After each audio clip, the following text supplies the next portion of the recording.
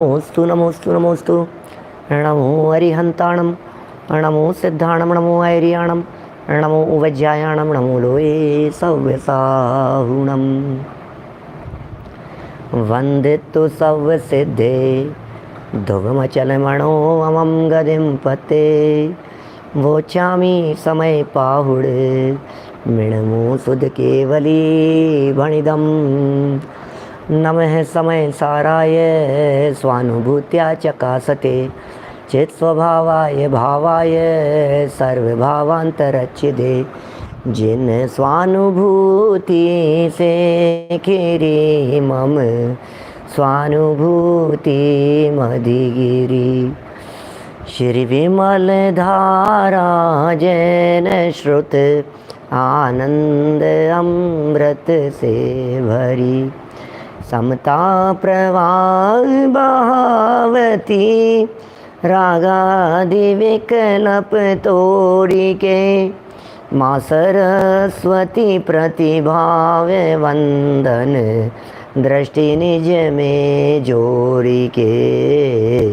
दृष्टि निज में जोड़ी के। ग्रंथराज समयसार जी है श्रीमद् भगवत कुंद कुंदाचार्य देव की यह अनुपम रचना है। अद्भुत बातें, अद्भुत शैली, अद्भुत स्टाइल, ज्ञानियों की चर्चा करने वाला, ज्ञानियों की बातें बताने वाला ये अद्भुत महान ग्रंथ है। और इस महान ग्रंथ में कर्ता कर्म संबंधी भ्रांति को दूर किया जा रहा था। कर्ता कर्म संबंधी भ्रांति कैसे दूर हो सकती है जब हम कर्ता कर्म का यथार्थ स्वरूप समझते हैं। जैसे ही कर्ता कर्म का यथार्थ स्वरूप समझते हैं वैसे ही हमारी भ्रांति निकल जाती है और हम ज्ञानी हो जाते हैं। माने ज्ञानी होने की यही विधि है, ज्ञानी होने की यही प्रक्रिया है। अद्भुत स्वरूप है। ये बातें सिद्धांत के रूप में तो बतला दी गई थी, दृष्टांत सहित यहाँ 76 से 79, 76, 77, 78, 79 इन 4 गाथाओं के माध्यम से बतलाने का प्रयत्न कर रहे हैं। विषय थोड़ा सा क्या कहूँ, मैं ऐसा कह सकता हूँ नीरस जैसा है। कठिन तो नहीं है क्योंकि रिपीट होता है ना, रिपीट। जब विषय रिपीट होता है, क्योंकि 4 गाथाओं में से 3 गाथाएं तो और 4 गाथाओं की फर्स्ट लाइन तो बिल्कुल एक जैसी है। तो ऐसा लगता है ये क्यों इतना रिपीट किया है उन्होंने। मुझे ऐसा लगता है कर्ता कर्म की मान्यता कैसे भी करके छूटनी चाहिए, कैसे भी करके टूटनी चाहिए। बस उसके लिए ये चर्चा है। ये इनके इन प्रकारेण जैसे भी बने, जैसे भी बन पड़े, उसके लिए कुंद कुंदाचार्य देव यहाँ विशेष बात कह रहे हैं। गाथाएं पढ़ लेते हैं अपन, फिर आगे बढ़ेंगे। थोड़ा सा इन्हीं गाथाओं को आगे बढ़ाएंगे। 76 नंबर गाथा 151 नंबर पेज पर दिए। 76, 77, 78 और 79 गाथाएं और गाथाओं के पद्यानुवाद। णवी परिणम दिन गिणहदी उपज दिन पर दव पजाए। नाणी जानंतो विहु भोगल कम्मम अणेय विहम। नवी परिणम दिन गिणहदी उपज दिन पर दव पजाए। नाणी जानंतो विहु सग परिणामम अणेय विहम। नवी परिणम दिन जानंतो विहु फलम अनंतम। परिणाम दिन गिणदी उपज दिन प्रदव पजाए। भोगल दवाम पितः परिणम दिशेहिम भावेहिम। और अनुवाद तो याद हो ही गया होगा कम से कम। पर द्रव्य की पर्याय में उपजे ग्रहे न परिणामे।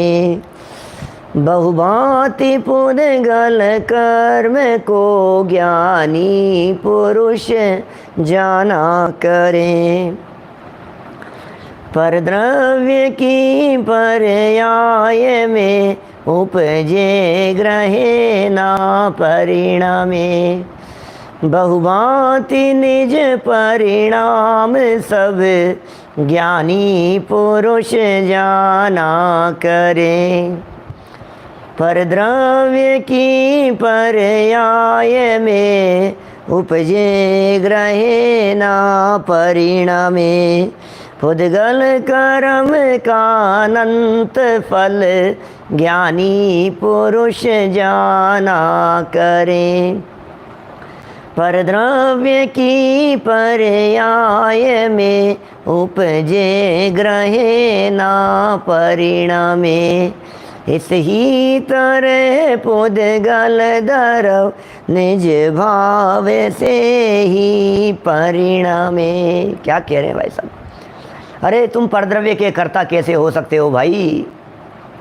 तुम परद्रव्य को उत्पन्न नहीं करते, तुम परद्रव्य को परिणमाते नहीं हो, तुम पर के अनंत फल को भोगते नहीं हो।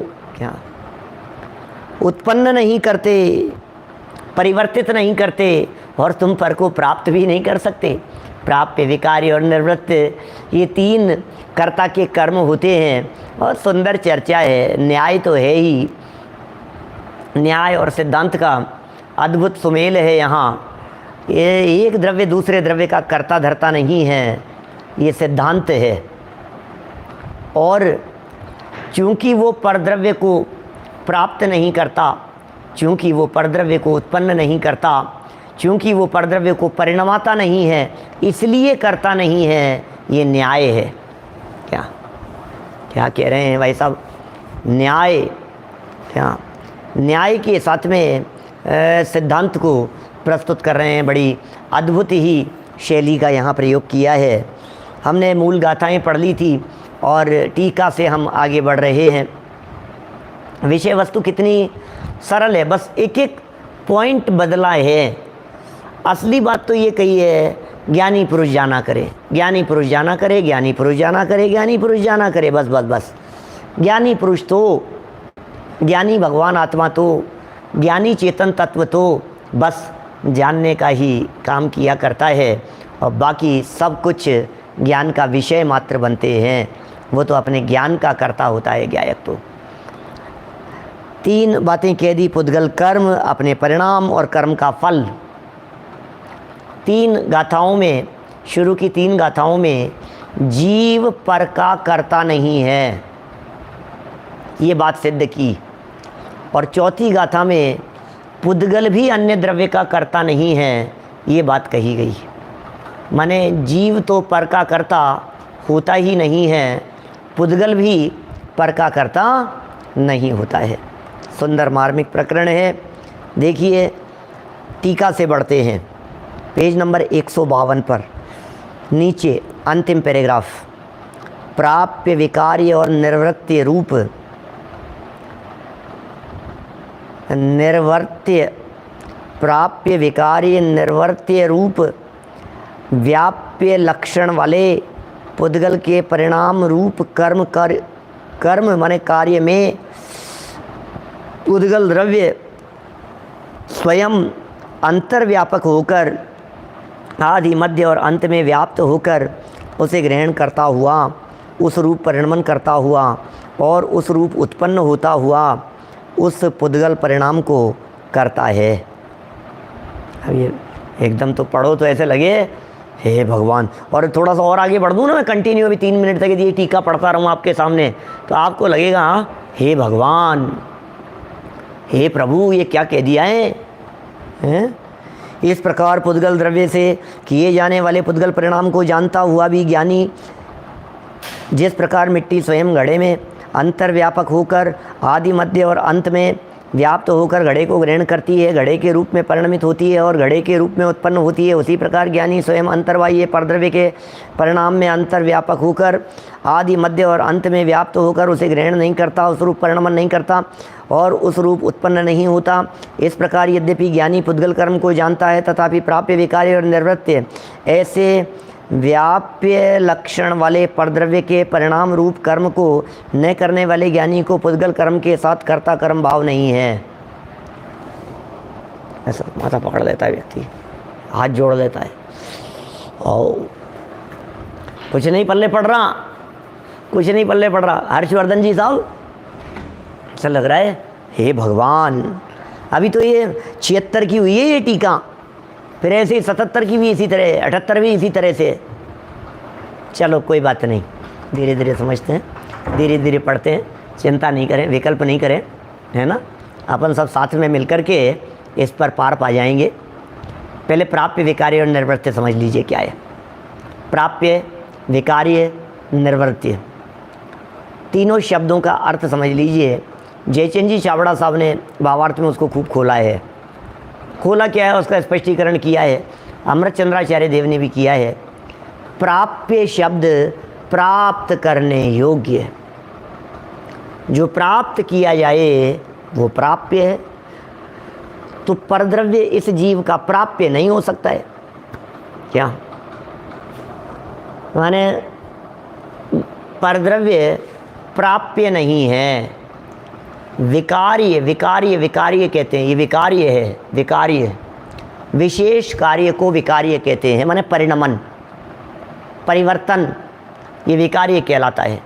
विशेष रूप से जब कोई वस्तु परिवर्तित होती है तो उसे विकार्य कह करके पुकारते हैं। माने कुछ भी नहीं था, बीज बोए और नई चीज़ उगा दी, उसे कहते हैं माने सुनो सुनो सुनो, प्राप्य, विकार्य, निर्वर्त्य। निर्वर्त्य का अर्थ होता है पैदा होना, उत्पन्न होना, नया जन्म लेना। जब नया जन्म लिया जाता है तो निर्वर्त्य है। जन्म तो हो गया, वो निर्वर्त्य है। उसे बदल दिया गया किसी फॉर्म में तो उसे विकार्य कहेंगे, और उसे प्राप्त किया गया उसे प्राप्य कहेंगे। प्राप्य क्या है? प्राप्य किसका नाम है? जो ग्रहण किया जाए उसका नाम प्राप्य है। विकार्य, विशेष कार्य बदला जाए, और निर्वर्त्य माने उत्पन्न किया जाए। जैसे किसान ने खेत में किसी चीज़ को बोया है तो उत्पन्न हुई वो चीज़, जो चीज़ उत्पन्न हुई उसका नाम है निर्वर्त्य। फिर सुनिए, अब ये तो निर्वर्त्य हो गया, बोने पर उत्पन्न हुई, नहीं उत्पन्न, पहले कुछ भी नहीं था, पैदा हो गई। अब उसमें किया विकार्य, तो विकार्य क्या होगा? पैदा हो जाने पर, उत्पन्न हो जाने पर अब उसमें से धान्य अलग किया और भूसा अलग किया। अनाज जो उग गया था उसमें से चारा अलग कर दिया, भूसा अलग कर दिया और मूल धान्य को अलग निकाल दिया। ये जो विशेष प्रक्रिया रूप से उसे बदला है, क्या उसके नई फॉर्म में लेकर के आए हैं, इसे हम कहेंगे विकार्य। ये विशेष कार्य हमने तैयार किया है, ये विकार्य। और जब उसको ग्रहण करने की बात होगी, सेवन की बात होगी, तब वो हो जाएगा प्राप्य, उसे प्राप्त कर लिया। या ये सब तैयार होने के बाद में किसान ने उसे प्राप्त कर लिया। अभी यद्यपि ये दृष्टांत में अपन इनको तीनों को अलग अलग रूप में ले सकते हैं, लिया जा रहा है दृष्टांत में, लेकिन सिद्धांत की यदि हम बात करते हैं, एक ही वस्तु, एक ही कार्य, वही कार्य प्राप्य भी है, विकार्य भी है और निर्वृत्ति भी है। वो पर्याय नई उत्पन्न हुई है, इसलिए निर्वृत्ति। कोई भी पर्याय की बात करें अपन तो वो निर्वृत्य है, और वो पर्याय नई उत्पन्न हुई है, इसके साथ साथ वो पिछली पर्याय भी बदल गई और नई पर्याय आ गई है, ये विकार्य हो गया। और जिस द्रव्य की वो पर्याय है उसने ही उस पर्याय को ग्रहण किया है, वही द्रव्य उस पर्याय को प्राप्त करने वाला है, वो उसका ही प्राप्य है। क्या ख्याल में आ रही है बात? माने सुनना, वापस सुनना, बहुत धीरे धीरे धैर्य से, अपने कोई जल्दीबाजी, कोई भागम भाग का काम नहीं है। जो काम उत्पन्न हुआ है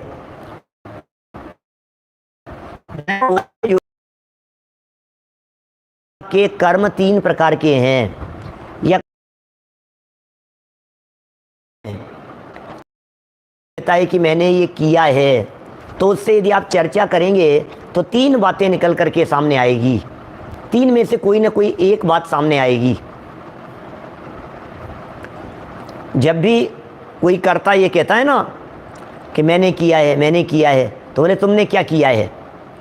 जब तुम कह रहे हो कि ये मैंने किया है, तो इस किया है का अर्थ होगा या तो आपने उसको पैदा किया है, या आपने उसको बदला है, या फिर आपने उसे प्राप्त किया है। पता है, ये जो रिसर्च होती है ना, रिसर्च, उस रिसर्च में भी यही होता है। हम जब रिसर्च मेथोलॉजी सीखते थे तब हमें ये बातें बतलाई जाती थी। बोले आपने जो रिसर्च की है उस रिसर्च में क्या होता है? तो वो कहते हैं उस रिसर्च में पूर्व में जितनी बातें हुई है, हो चुकी है या उपलब्ध हैं, उन्हें नए रूप में प्रस्तुत कर दें, अभी रिसर्च कहलाती है, शोध कहलाती है। ये भी एक शोध का प्रकार है, नए रूप में उसे प्रस्तुत कर देना, नया हो गया है, रिफॉर्म में ले आना।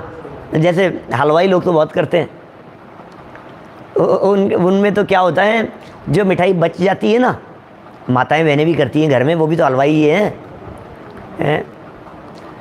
माने हलवाई तो ये सब मिठाई मिष्ठान आदि बनाने वाले को, मिठाई नमकीन बनाने वाले को हलवाई कहते हैं। माताएं बहनें भी तो यही करती रहती हैं दिन भर घर में बैठे बैठे। तो ऐसा कहना चाहते हैं कि सुबह कोई चीज़ बन गई, बच गई, अभी सुबह बच गई तो शाम को क्या बनेगा? शाम को क्या बनेगा? ये क्या किचन में, मतलब शाम को क्या बनेगा? ये जो डब्बों में, रसोई में जो उपलब्ध है, या बाज़ार से क्या सब्जियां आई है, उस पर डिपेंड नहीं करता है। बहुत स्थानों पर, बहुत जगह पर माने ये ऐसा देखते हैं अपन कि वो सुबह क्या बना था और क्या बच गया है, उस पर डिपेंड करती है शाम की रसोई। क्या शाम की जो रसोई बनती है वो सुबह वाली के ऊपर डिपेंड करती है। सुबह डोसा बना था, उसकी शाम को इडली बन जाती है, घोल यदि बच गए तो। ऐसा जो भी होती है वो प्रक्रियाएं, तो नया कर दिया ना, उसको नए फॉर्म में प्रस्तुत कर दिया आपने, उसको घोल करके नया बना दिया तो नई चीज़ बन गई। आपके मिठाई बच गई थी और कोई मावे की चीज़ बच गई, उसको घोल करके बना करके नई में मिला करके मिक्स करके उसे नए रूप में प्रस्तुत कर देते हैं। तो ये सब काम कहलाते हैं। या तो आपने नई बनाई होगी कोई चीज़, या फिर आपने उसके अंदर कोई बदलाव किया होगा, और नहीं भी किया होगा तो ऐसा भी कह सकते हैं रेडीमेड लेकर के आए होंगे, तो आप भी उसका, आप उसके, वो आपका कर्म है। शर्ट रेडीमेड लेकर के आए, रेडीमेड का ज़माना है ना आजकल, तो रेडीमेड खरीद करके लेकर के आए, तो वो कर्ता का कर्म है रेडीमेड भी। उदाहरण में अलग अलग होते हैं, लेकिन एक ही कार्य, उसको कोई प्राप्य कहता है, कोई विकार्य कहता है, कोई निर्वर्त्य कहता है। जैसे समझिए, शर्ट बन करके तैयार हुई, अब उसे जिस व्यक्ति ने डिजाइन की है वो, या जिस व्यक्ति ने उसको सिला है, वो तो ये कहता है कि ये मेरा है कर्म, मैंने बनाया है इसको। जो उसका सिलने वाला है वो फॉर्म बदलने वाला है, और जो उसका मास्टर है, मतलब टेलर को भी तो मास्टर कहते हैं ना। तो सुनना सचिन जी, 3 बातें लगा रहे हैं यहाँ शर्ट में 3 बातें लगा करके देखते हैं। जो मास्टर जो होते हैं ना, टेलर मास्टर, वो क्या करते हैं, वो निर्देश देते हैं, उनके अंडर में बहुत सारे टेलर काम करते हैं। वो मास्टर खुद भी सिलता है, कभी कभी नहीं भी सिलता है, तो उसने उसके कटिंग निशान लगा करके दिए, तो कहता है मैं बना रहा हूँ क्या। तो और जो सिल रहा है वो कहता है हमने इसको बदल दिया, इसकी फॉर्म को, और जो ख़रीद रहा है वो ये कहता है ये तो मेरा ही, मैं ले आऊँगा इसको, या मैंने खरीद लिया है। तो तीन अलग अलग व्यक्ति उस एक ही बनने वाले कार्य को, बनने वाली क्रिया को अलग अलग दृष्टि से देख रहे हैं। एक व्यक्ति प्राप्य कहता है, दूसरा विकार्य कहता है, तीसरा निर्वृत्ति कहता है। एक ही चीज़ है, एक ही पर्याय में ये तीनों बातें लागू होती है। अब देखिए प्राप्य, विकार्य और निर्वृत्य, यदि ये तीनों बातें आपके समझ में आ गई हों, इन तीनों शब्दों का यदि भाव भाषण हो गया हो, क्योंकि इस टीका में कोई 7-8 जगह आई है ये चर्चा, अभी गिनेंगे तो कितनी जगह है ये निकल जाएगा, माने 7-8 जगह से कम नहीं आई होगी इस पूरी टीका में। थोड़ी लंबी टीका है लेकिन बार बार प्राप्य विकार्य निर्वृत्य, प्राप्य विकार्य निर्वृत्य, प्राप्य विकार्य, प्राप्य विकार्य। क्या प्राप्य, क्या विकार्य, क्या निर्वृत्य, किसको प्राप्य, कौन प्राप्य विकार्य निर्वृत्य है? तो ये कह रहे हैं जीव पर भी लागू होता है। जीव पे भी प्रश्न उठ रहा है सामने से, जीव पे कैसे लागू होगा? बोले जीव की पर्यायें प्रति समय नई उत्पन्न हो रही है, तो नई उत्पन्न हो रही है वो निर्वृत्य है, और जो पर्यायें उत्पन्न हो रही है वे पूर्व की अपेक्षा से बदल रही है, वो विकार्य है। और उस पर्याय को वो द्रव्य ही प्राप्त कर रहा है, वो प्राप्य है। मिथ्यात्व रूप पर्याय थी, अब सम्यक दर्शन, अब कहते हैं सम्यक दर्शन उत्पन्न हुआ, सम्यक दर्शन उत्पन्न हुआ, तो नया उत्पन्न हुआ ना सम्यक दर्शन, अनादिकाल से तो था नहीं। क्या हुआ भाई साहब? सम्यक दर्शन उत्पन्न हुआ। अरे भगवान महावीर स्वामी के जीव को सम्यक दर्शन कब उत्पन्न हुआ? तो उत्पन्न हुआ, ये क्या है? ये निर्वृत्य है। उत्पन्न हुआ, सम्यक दर्शन पैदा हुआ भाई साहब, तो सम्यक दर्शन पैदा हुआ, ये निर्वृत्य हो गया। अब सम्यक दर्शन बदल गया, ये विकार्य है। कैसे बदल गया? जैसे उपशम सम्यक्त्व था, क्षयोपशम शायिक सम्यक्त्व में बदल गया। तो बदलने की जब बात करेंगे, उपशम ही क्षयोपशम में बदलता है, क्षयोपशम ही शायिक सम्यक्त्व के अंदर बदलता है, तो बदल गया, ये विकार्य हो गया। अब उस सम्यक दर्शन का उपभोग जिसने किया, क्या वही उसको प्राप्त करने वाला है। वो जीव ने ही, या जीव के श्रद्धा गुण ने ही उस सम्यक्त्व को प्राप्त किया, वही जीव का ही प्राप्य है, श्रद्धा गुण का ही वो प्राप्य है, दूसरा कोई उसको प्राप्त करने वाला नहीं है। इस तरह से जीव में भी ये प्राप्य, विकार्य और निर्वृत्य घटित हो जाता है। ये तो अपन ने बहुत स्थूल रीति से सम्यक दर्शन को पकड़ लिया है, इस तरह से समझाने की चेष्टा की है, क्योंकि मिथ्यात्व से सम्यक्त्व में नया जन्म दिखाई देता है हमारे को। भाई मिथ्या दर्शन था, अब सम्यक दर्शन हो गया, तो ऐसा लगता है नया जन्म लिया, सम्यक दर्शन ने जन्म लिया, सम्यक दर्शन ने जन्म लिया, ऐसा अपने को नयापन सा दिखता है। लेकिन ये सब जगह लागू हो सकती है, मिथ्यात्व में भी लागू हो सकती है। नया ज्ञान किया, अरे आज तो हमने बिल्कुल नई बात, बिल्कुल आज तो क्या नई बात पैदा निकली है, ऐसे बोलते हैं नई बात निकली है। मैं कई बार ऐसे चलते चलते ऐसे बोल भी देता हूँ कभी कभी, तो मैं कितनी रोज़ाना ही नए नए उदाहरण निकलते रहते हैं, अपने आप ही बनते हैं, पैदा होते हैं। कहाँ पैदा होते हैं ये नए नए एग्जाम्पल? चित्त में। अरे यार मेरे हृदय में बहुत सारे एग्जाम्पल उत्पन्न हो रहे हैं, निर्वृत्य। क्या मैंने वो जो उदाहरण था उसे मैंने मॉडिफाई कर दिया, विकार्य। क्या? और ये उदाहरण मेरा ही है, ये प्राप्य। समझ रहे हैं आप? माने सामने एक प्रश्न दिख रहा है, क्षयोपशम सम्यक्त्व से सीधा क्षायिक होता है या उपशम होकर के क्षायिक होता है? जब भी क्षायिक सम्यक दर्शन होगा क्षयोपशम से ही होगा, ऐसा नियम है। उपशम सम्यक्त्व क्षयोपशम में बदलता है और क्षयोपशम सम्यक्त्व ही क्षायिक में कन्वर्ट होता है। ये कोई ज़रूरी नहीं कि क्षयोपशम सम्यक्त्व क्षायिक में नियम से अभी बदलेगा ही, हो सकता है छूट भी जाए, हो सकता है गुणस्थान वापस पहला हो जाए, हो सकता है मिथ्या दृष्टि हो जाए, ऐसा भी संभव है। अभी उदाहरण दृष्टांत वाली बात समझ में आई ना? ये दृष्टांत ने अभी अभी मेरे हृदय में जन्म लिया। अब ये दृष्टांत के ऊपर प्राप्य विकार्य निर्वृत्य को घटित करने रूप दृष्टांत ये अभी अभी जन्म लिया मेरे चित्त में। क्या दृष्टांत के ऊपर? क्या सब उदाहरण देकर के बतलाओ? अरे उदाहरण देकर के बतलाओ, इस उदाहरण को ही हमने उदाहरण बना दिया विषय को समझने के लिए। ये तो उदाहरण कोई उदाहरण के रूप में समझ लो। उदाहरण, अरे क्या अभी एक देखो, फिर नया उदाहरण बनाता हूँ, आपको पैदा करता हूँ, नया उत्पन्न हुआ निर्वृत्य। पहले जो उदाहरण दिया था ना, मैं उसको थोड़ा सा और मॉडिफाई करता हूँ, थोड़ा और बदलता हूँ। विकारी मेरा है ये उदाहरण। क्या ये उदाहरण किसी और का नहीं है, किसी और के प्रवचन में नहीं मिलेगा आपको, ये मेरा है ये प्राप्य। तो प्राप्य, विकार्य, तीन शब्दों का यदि आपको भाववासन हो जाएगा फिर तो कुछ नहीं है, टीका को पढ़ना ही पढ़ना है आपको, 1-2 पेज में। बस ये कंसेप्ट क्लियर हो जाना चाहिए। गाड़ियाँ भी मॉडिफाई होती है, कंप्यूटर भी होता है, रिसाइकिल जो चीज़ें होती हैं नई बनी है फिर उनको रिसाइकिल कर देते हैं, फिर दोबारा हो जाती है, वो बदल जाती है वो हैं, और फिर उसे प्राप्त कर लिया जाता है, कोई उसे प्राप्त कर लेता है।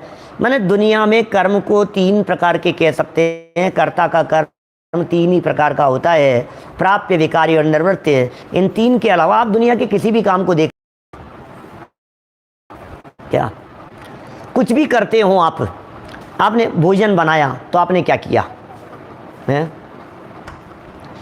माने आपने जो भी काम कर रहे हैं, अवनीश भाई डायमंड आप क्या करते हैं? मैन्युफैक्चरिंग करवाते हैं, ट्रेडिंग करते हैं, जो कुछ भी करते हैं, उनके पॉलिशिंग करवाते हैं, उनको फिनिशिंग करवाते हैं, या उनके वो ऑर्नामेंट्स बनवाते हैं। तो इन सब कामों में नीचे जो भी काम आपको दिखाई दे रहा है, रोटी बनना, खाना बनना, मकान बनना, कपड़े सिलना, घर गृहस्थी के सारे काम होना, आपके बिजनेस सारे काम होना, फैक्ट्री के सारे काम होना, कोई प्रोडक्शन होना, किसी भी जगह पर लगाइए प्राप्य, विकारी, निर्वृत्ति ही लगेंगे। शब्द थोड़े से नए जरूर थे, शब्द नए थे, लेकिन शब्दों के नए होते हुए भी बातें सरल थी। क्या प्राप्य, विकारी, निर्वृत्ति। आप इन 3 शब्दों को जब सुनते हैं आपको अटपटा सा लगता है। अब ये कहना क्या चाह रहे हैं? कहना ये चाह रहे हैं ज्वेलरी भी तो दोबारा बनाई जाती है ना, दोबारा बना दी जाती है। मैं आपसे कहता हूँ कड़े थे और कड़े टूट करके, सुनील जी भाई साहब, कड़े टूट करके आपने चेन बना ली, कड़े टूट करके, तो चेन तो नई उत्पन्न हुई है ना, उसको निर्वृत्ति कहेंगे। अब उसी चेन को आपने, जिसको आपने निर्वृत्ति कहा है, क्योंकि नई बनाई है भाई साहब, पहले नहीं थी, नई बनाई है। अब जब उसी को अपन देखते हैं तो नहीं, कड़े की अवस्था बदल करके चेन की अवस्था हो गई, उसी को अपन ने दूसरे रूप से देखा तो अपन ने उसको विकार्य कह दिया, नेकलेस बना दिया, वो विकार्य हो गया। अब जो विकार्य था वो जब वो नेकलेस बना तो बनने के बाद में आपने कहा यार कितना सुंदर है अपना ये नेकलेस, आपने उसको अपना, आपका कर्म है वो प्राप्य हो गया। तो सब जगह पर ये बात लागू होती है। बड़ी सुंदर मार्मिक विषय है।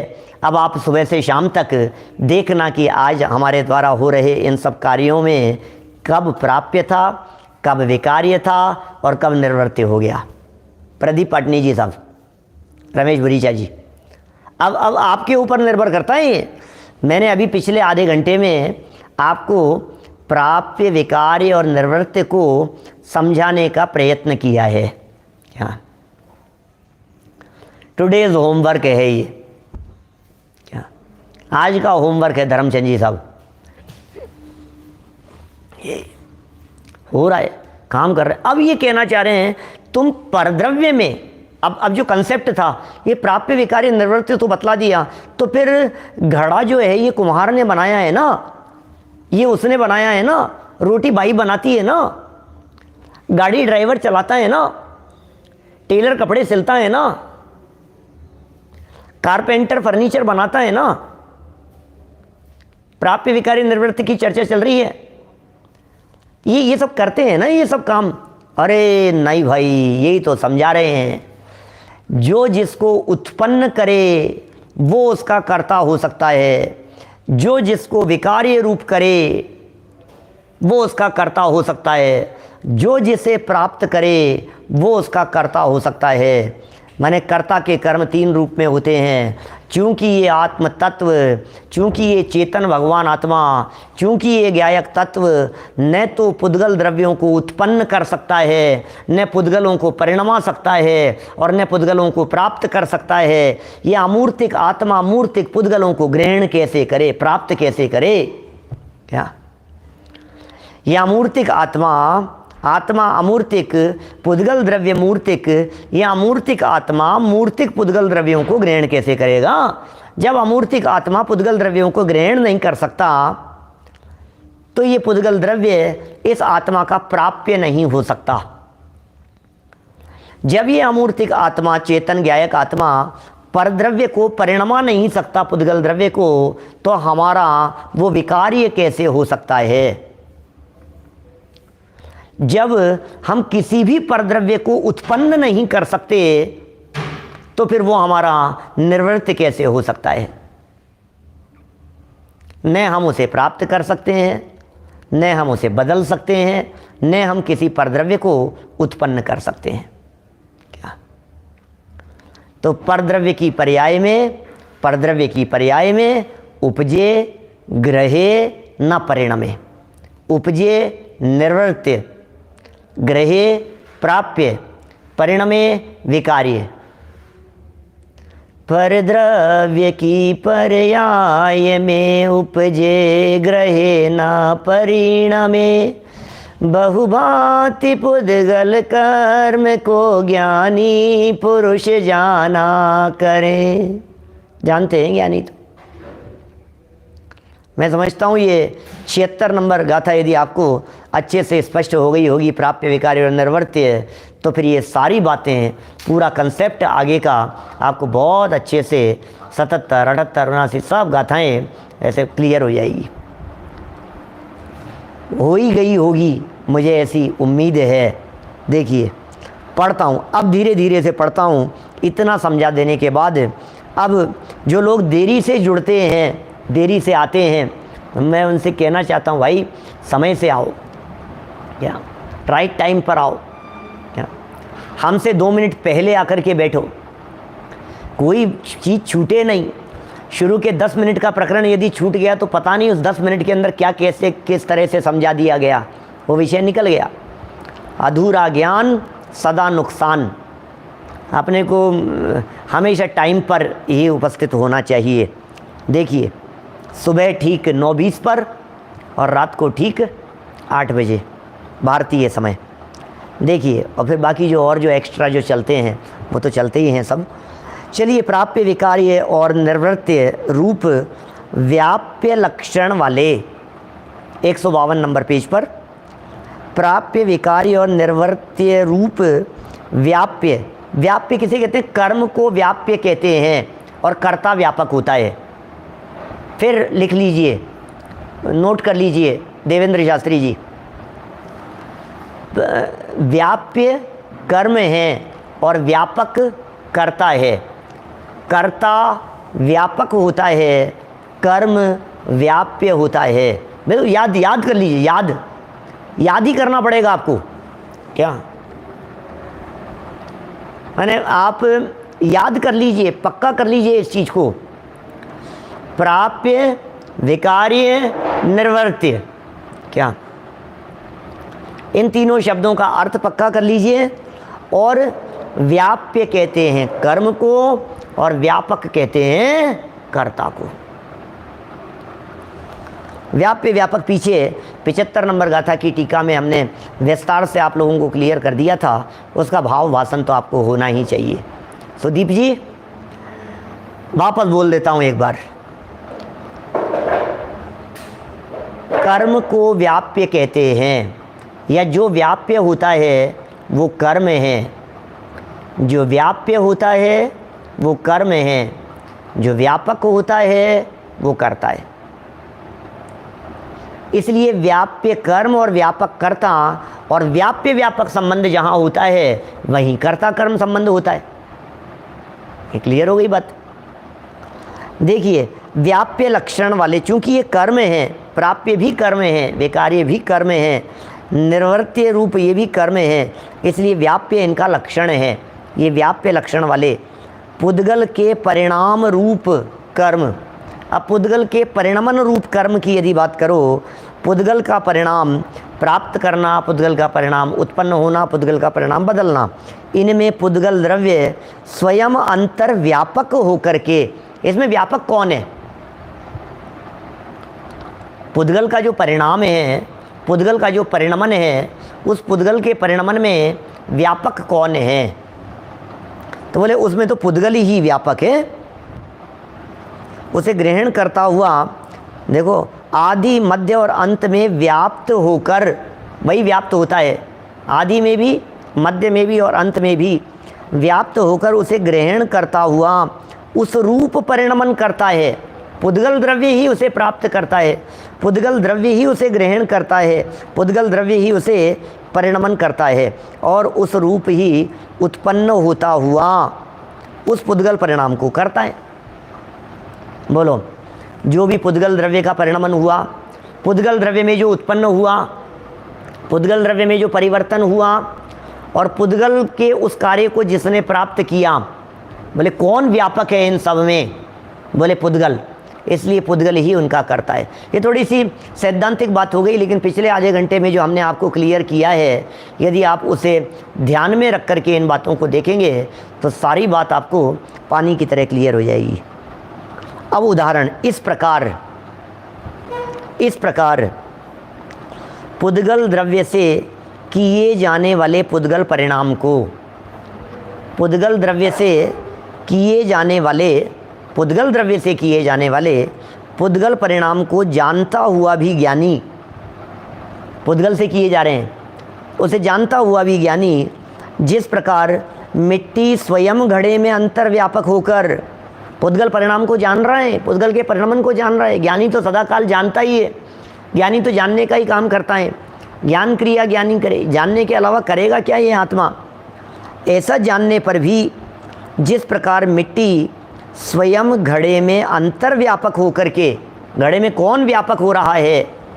हाँ, मिट्टी अंतर्व्यापक होकर आदि मध्य और अंत में व्याप्त होकर घड़े को ग्रहण करती है। घड़े को किसने ग्रहण किया? मिट्टी ने। घड़े के रूप में परिणमित होती है कौन? कि मिट्टी। और घड़े के रूप में उत्पन्न होती है कौन? कि मिट्टी। मिट्टी ही घड़े के रूप में उत्पन्न हो रही है। उस प्रकार ज्ञानी स्वयं, ज्ञानी की बात करो, उसी प्रकार ज्ञानी स्वयं बाह्य स्थित परद्रव्य के परिणाम में अंतर्व्यापक होकर, बाह्य स्थित परद्रव्य के परिणाम में ज्ञानी अंतर्व्यापक होकर के, कैसे व्यापक होगा भाई? परद्रव्य में कैसे व्यापक हो सकता है? हमने एक हत्यारे ट्रेन का उदाहरण देकर के बात कही थी आपको, है? हत्या यहाँ हुई, वो वहाँ है, अरे वो उसमें व्यापता ही नहीं है, वो कैसे उसका कर्म हो सकता है? ये कैसे अंतर्व्यापक होगा? बाह्य स्थित परद्रव्य के परिणाम में अंतर्व्यापक होकर आदि मध्य और अंत में व्याप्त होकर उसे ग्रहण नहीं करता। ओह, आदि मध्य और अंत में उसे ग्रहण नहीं करता, उस रूप परिणमित नहीं होता ये आत्मा, और उस रूप उत्पन्न नहीं होता। यह आत्मा परद्रव्य रूप से उत्पन्न नहीं होता। यह आत्मा परद्रव्य रूप से परिणमन नहीं करता, यह आत्मा परद्रव्य को ग्रहण नहीं कर सकता। कैसे ग्रहण करे? आज तो ऐसी गाथा आई थी, निर्जराधिकार की गाथा। यदि परिग्रह मेरा बने तो मैं अजीव बनूं, अरे पर मैं तो ज्ञायक भाव हूँ, इसलिए पर मेरे नहीं। आएगी साल भर में अपनी ये बातें, लगेगा अभी इतना टाइम तो अपने को वहाँ तक पहुँचने में, क्या लग जाएगा? मामूली बात है, साल 6 महीने तो कैसे कह रहे हैं? मतलब ये परिग्रह मेरा कैसे हो सकता है? बन ही नहीं सकता मैं, ये मेरा कैसे हो जाएगा? पुद्गल मेरा कैसे? मैं चेतन, ये अचेतन, ये परद्रव्य मेरा कैसे? परद्रव्य को अपना कहने रूप सिर्फ और सिर्फ मान्यता है। वास्तव में ये धरती किसी की हुई नहीं है, वास्तव में ये ज़मीन किसी की हुई नहीं है, वास्तव में ये दुनिया कभी किसी की हो सकती नहीं है। मेरी मेरी मेरी ये कहता हुआ चला जाता है। मैं ये कहता हूँ, ये जो कुर्ता है ना, ये कुर्ता इस कुर्ते को मैं लाइन से भी कहूँ तो 8-10 लोग इसे अपना कह सकते हैं इस कुर्ते को। क्या बात कर रहे हो पंडित जी, आपका नहीं है क्या? मैंने पहन रखा है तो मेरा। क्या जिस शोरूम से ख़रीदा था वो शोरूम वाला कहता है अरे पंडित जी ये तो आपने हमारा ही कुर्ता पहन रखा है, हमारे ही शोरूम का है। क्या वो जिस फैक्ट्री जिसकी थी वो ये कहता है अरे पंडित जी ये जो कुर्ता पहन रखा है तो हमारी फैक्ट्री का है, तो कुर्ता तो हमारा है। क्या जिस ने डिज़ाइन किया था वो डिज़ाइनर वो ये कहता है ये कुर्ता तो मेरा ही डिज़ाइन किया हुआ है, मेरा ही किया हुआ है पंडित जी। जिस टेलर ने सिला था वो टेलर ये कहता है कि पंडित जी ये कुर्ता जो आपने पहन रखा है ये तो मेरा है। वो टेलर अपना कह रहा है, बनाने वाला अपना कह रहा है, डिज़ाइन करने वाला अपना कह रहा है, फैक्ट्री वाला अपना कह रहा है, होलसेलर अपना कह रहा है, रिटेलर शोरूम पर बेचने वाला वो अपना कह रहा है, जिसने पहन रखा है वो क्या अपना कह रहा है। सब उसे अपना अपना कहे जा रहे हैं। किसका है ये तो बताओ। अरे कपड़ा तो कपड़े का है, कुर्ता तो कुर्ते का है। क्या कौन क्या है भाई साहब? सब अपनी अपनी मान्यता से अपना अपना अपना मेरा मेरा मेरा जहाँ तक राग दौड़ता रहता है वो वहाँ तक उस परिणाम को, उस क्रिया को, उस कार्य को अपना कार्य कह करके पुकारता रहता है। काज बटन वाला भी ये कहता है कि ये मेरा है, मैंने किया है। आधा काम किसी ने किया हो वो अपना कहता है, उसको पूरा किसी ने किया हो वो अपना कहता है। क्या क्या करे दुनिया में, ऐसा ही है। वो ड्राई क्लीन वाला भी पता है क्या कहता है? ड्राई क्लीन वाला जो दुकानदार है ना वो किसी के यहाँ धुलने के लिए दे रहा है। ड्राई क्लीन अपन ने ड्राई क्लीन वाले को दिया और ड्राई क्लीन वाले ने अपने यहाँ काम करने वाले को दिया। उसके यहाँ भी कई धुलने के लिए आते थे, तो ड्राई क्लीन वाला कहता है ये मेरा था है, मेरा वाला क्या हुआ, मेरा वाला कहाँ है, हमारा वाला कहाँ है, हमारे कपड़े कहाँ हैं। इस वाला भी कहता है ये हमारे कपड़े हैं, धुलवाएँ किसी और से। धोबी भी ये कहता है ये मेरे। दुनिया है। न मालूम कितने लोग इसे अपना अपना कहते हुए चले जाते हैं, लेकिन ये परद्रव्य इस जीव का होता ही नहीं है। इसलिए वास्तव में ये तो भिन्न है, उसे भिन्न ही जानना चाहिए। बड़ी अद्भुत बातें हैं जी। कुल मिलाकर के तो समय सार है। क्या समय सार की तो हर बात निराली है। ये दृष्टिकोण ही कुछ सूक्ष्म दृष्टिकोण है, ये कुछ गहरी बातें हैं। ऊपर ऊपर की चर्चा करने वालों को समझ में नहीं आएगा। क्या 10-5 मिनट के लिए टाइम पास करने के लिए ऑन कर लिया और सुन लिया, उनको समझ में नहीं आएगा। इसके लिए तो नियमितता चाहिए, निरंतरता चाहिए। टाइम टू टाइम बराबर बैठे हैं, ग्रंथ लेकर के, पेपर पेन लेकर के बैठे हैं, उपयोग को एकाग्र करके बैठे हैं, सारे के विकल्पों को और इधर उधर की झंझटों को छोड़ करके बैठे हैं, तो जाकर के कुछ तथ्य हासिल होता है भाई। हाँ, ये सिद्धांत की बातें हैं। लच्छेदार भाषण कर दो बड़ी बड़ी सभाओं में खड़े होकर के बैठ करके, हम भी कर देते हैं। कभी कहीं जाते हैं तो ऐसी सभा देख करके कभी कभी ऐसा ही बोल देते हैं हम। हंसी मजाक 2-4 चुटकुले सुना देते हैं, कोई अच्छी कहानी सुना देते हैं, प्रसंग सुना देते हैं, सामने वाले तालियां बजा देते, आओ मज़ा आ गया पंडित जी, मज़ा आ गया। अरे क्या मज़ा, असली मज़ा तो अपने स्वरूप को जानने में है भाई। निज आत्मा जाने नहीं, संतुष्ट किस में हो रहे। आत्मा नहीं जाना, कहाँ संतुष्ट हो रहे हो भाई। क्या मुनिव्रत धारे अनंत बार ग्रह उपजायो। दीपेश जी, छेड़ाला की लाइन है, छेड़ाला की दौलत राम जी की 200 साल पहले लिखी है उन्होंने। मुनिव्रत धारे अनंत बार ग्रह व्यक उपजायो, चौथी ढाल में लिखी है, छेड़ाला की चौथी ढाल। मुनिव्रत धारे अनंत बार ग्रह व्यक उपजायो, ग्रहव्यकों में चला गया मुनिव्रत धारण करके, लेकिन पै निज आत्म ज्ञान बिना सुख लेश न पायो। क्या ग्रहव्यकों में चला गया, इंद्र हेमिंद्रों में चला गया, भोग भूमियों में चला गया, स्वर्ग में चला गया, भावनात्रिकों में वैमानिकों में उत्पन्न हो गया, 16 स्वर्ग से भी ऊपर हेमिंद्र हो गया। पै निज आत्म ज्ञान बिना सुख लेश न पायो। अपने आत्मा को जाने बिना लेश मात्र भी सुखी नहीं होता है, लेश मात्र भी सुख नहीं है। कहाँ सुख है भैया? अपने में सुख तेरे भीतर भरा उसका कर श्रद्धान, फिर क्यों बाहर खोजता, फिर क्यों बाहर खोजता स्वयं सुख की खान।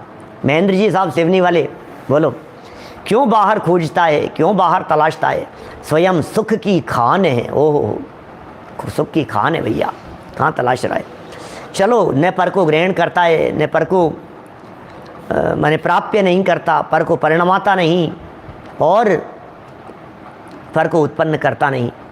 न पर को उत्पन्न करता है, न पर को परिणमाता है कि साहब मैंने बनाया तो नहीं है, मैंने इसको पैदा तो नहीं किया है, लेकिन मैं प्राप्त तो कर सकता हूँ। अरे तुम कैसे प्राप्त करोगे भाई, ये तीनों ही काम नहीं कर सकते, तो फिर मैं करता क्या हूँ। बोले तुम तो सिर्फ ज्ञाता हो, जानने का काम करते हो, इसके अलावा और कोई काम नहीं करते। जानने के अलावा और कोई काम नहीं हो सकता तुम्हारे से। ज्ञाता हो, ज्ञायक ही रहो, जानने का ही कार्य करते रहो बस। चलिए इस गाथा की टीका को यहाँ पूरा करते हैं अपन।